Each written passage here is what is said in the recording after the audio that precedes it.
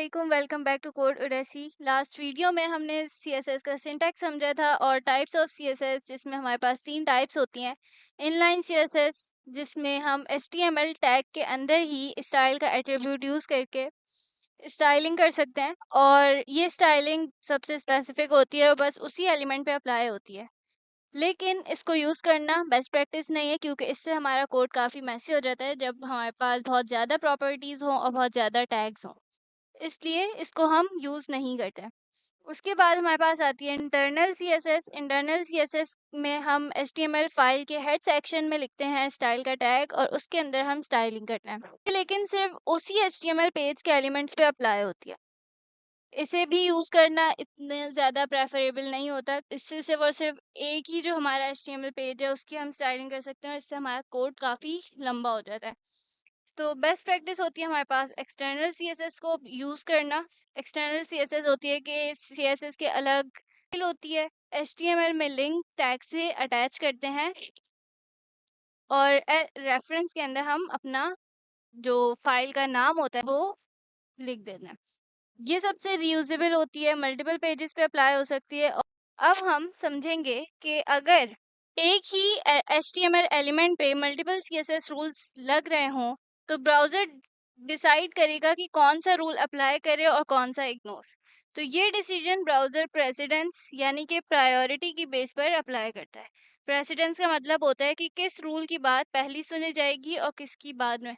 तो इसके लिए हम एक अलग फाइल बनाते हैं और देखते हैं कौन सी सीएसएस की प्रेसिडेंस सबसे हाईएस्ट है। प्रेसिडेंस डॉट एचटीएमएल के नाम से फाइल बना लेते हैं,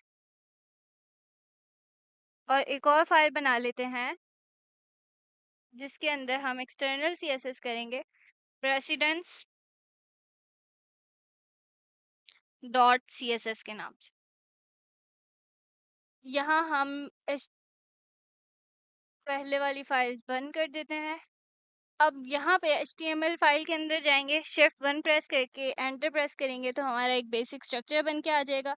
और यहाँ हम एक सबसे पहले लिखते हैं इनलाइन सीएसएस, सही है।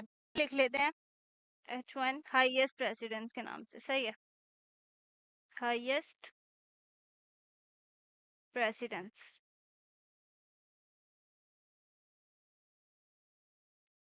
अब इसके अंदर हम स्टाइलिंग अप्लाई करते हैं और इसका कलर चेंज कर देते हैं एक्वा, सही है। इसको रन करके देखते हैं, ठीक है।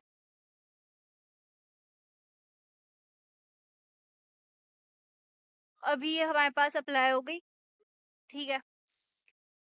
अब इसी वाली हेडिंग को हम जो है इसमें भी कर देते हैं। हेड के अंदर हम लगाएंगे स्टाइल का टैग, और यहाँ पे हम H1 सिलेक्ट करके यहाँ हम प्रॉपर्टी लिखते हैं कलर, और इसको कलर कर देते हैं ब्राउन, ठीक है। अब रन करके देखते हैं, तो ये नहीं हुई। इसका क्या मतलब हुआ कि इनलाइन और इंटरनल सीएसएस में हायर प्रेसिडेंस है हमारे पास इनलाइन सीएसएस। उसके बाद हम दोबारा से एक और स्टाइलिंग अप्लाई करते हैं इसके अंदर एक्सटर्नल सीएसएस में। इसी हेडिंग को हम कलर कर देते हैं कलर, ये वाला कर देते हैं, सही है। अब फाइल लिंक की भी, ठीक है, फाइल लिंक करेंगे सबसे पहले, लिंक, और यहाँ पे हमारे पास नाम है प्रेसिडेंस डॉट सीएसएस के नाम से रन करके देखते हैं। अभी भी नहीं हुई। इसका क्या मतलब हुआ कि हमारे पास इन तीनों सीएसएस के अंदर हाईएस्ट प्रेसिडेंस किसकी है, इनलाइन सीएसएस, सही है। अब इसके बाद हम चेक करते हैं कि सेकंड हाईएस्ट किसकी हुई। सेकंड हाईएस्ट करते हैं, यहाँ पे एक हेडिंग 2 डालते हैं, और यहाँ पे लिखते हैं सेकंड हाईएस्ट प्रेसिडेंस। इसको स्टाइल करते हैं। ठीक है, स्टाइल टैग के अंदर हम यहाँ पे पहले तो इंटरनल सीएसएस इसके ऊपर अप्लाई करते हैं। सही है, H2 और इसको हम बैकग्राउंड चेंज कर देते हैं। ठीक है, बैकग्राउंड कलर इसका चेंज कर देते हैं। इन सारी प्रॉपर्टीज को हम अभी डिटेल में डिस्कस करेंगे, अभी सिर्फ प्रेसिडेंट समझ रहे हैं तो वो देखते हैं। बैकग्राउंड कलर कर देते हैं इसका ये वाला। सही है, इसको देखो रन करके, तो यहाँ पे हमारे पास एक हेडिंग आ गई, सेकंड हाईएस्ट प्रेसिडेंस, उसका बैकग्राउंड कलर चेंज हो गया। अब इसी वाली हेडिंग को हम करते हैं एक्सटर्नल सीएसएस में। ठीक है, H2 सिलेक्ट किया। ठीक है, ये हमारे पास होता है सिलेक्टर, ये एलिमेंट सिलेक्टर है। ये सिलेक्टर्स भी हम डिटेल में डिस्कस करेंगे। हम बैकग्राउंड कलर इसका चेंज कर देते हैं, या एक काम करते हैं, इसका हेडिंग का कलर चेंज करते हैं। ठीक है, और इसको कर देते हैं ये वाला। अब इसको रन करके देखते हैं, तो देखो ये चेंज हो गया, क्योंकि हमने यहाँ पे कलर चेंज नहीं किया हुआ।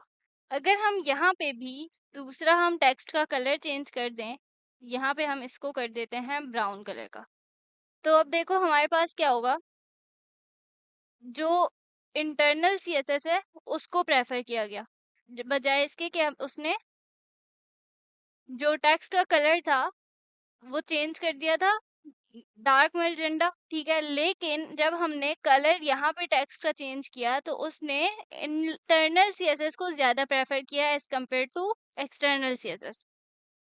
इससे क्या पता चला कि सेकंड हाईएस्ट प्रेसिडेंस किसकी हुई, हमारे पास इंटरनल सीएसएस की हुई, और फर्स्ट हाईएस्ट किसकी हुई, इनलाइन सीएसएस की।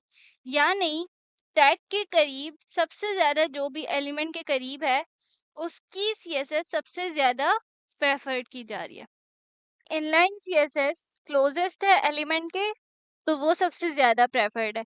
उसके बाद एलिमेंट के सबसे ज्यादा करीब कौन है, इंटरनल, और फिर आती है हमारे पास एक्सटर्नल सीएसएस, जो हमारे पास लिंक टैग के थ्रू हम अपनी फाइल को लिंक करते हैं। सही है, और इनलाइन सीएसएस क्लोजेस्ट होती है एलिमेंट के, इंटरनल सीएसएस नेक्स्ट होती है क्योंकि इनसाइड होती है सेम फाइल के, और एक्सटर्नल सीएसएस लास्ट पे होती है क्योंकि एक्सटर्नल होती है और रीयूजेबल होती है। अब इनलाइन सीएसएस को यूज करना बिल्कुल भी प्रेफर्ड नहीं है, बिल्कुल भी बेस्ट प्रैक्टिस नहीं है। ये सिर्फ और सिर्फ हम जब कर सकते हैं कि हमें वन टाइम चेंज करना हो, टेस्टिंग करनी हो, और लार्ज प्रोजेक्ट में ये कोड को मैसी बना देता है। उसके बाद आता है हमारे पास इंटरनल सीएसएस, ये हम स्मॉल वेबसाइट में यूज कर सकते हैं, सिंगल पेज स्टाइलिंग के लिए यूज कर सकते हैं। प्रोजेक्ट्स जब हमारे पास मल्टीपल पेजेस के हों तो हम कभी भी इंटरनल सीएसएस को यूज नहीं करेंगे। और फिर आती है हमारे पास एक्सटर्नल सीएसएस, ये जो है प्रोफेशनल प्रोजेक्ट्स के अंदर यूज होता है, हमेशा इसी के ऊपर प्रैक्टिस करनी चाहिए, और ये हमारे कोड को रीयूजेबल बना देता है, क्लीन बना देता है, और बिल्कुल बेस्ट चॉइस है, इसको ही करना चाहिए। तो समझ आ गया होगा कि सीएसएस में सबसे ज्यादा प्रेसिडेंस हमारे पास इनलाइन की है, लेकिन वो बेस्ट प्रैक्टिस नहीं है। उसके बाद है हमारे पास इंटरनल की और फिर एक्सटर्नल की, और सबसे ज्यादा प्रेफरेबल मेथड है।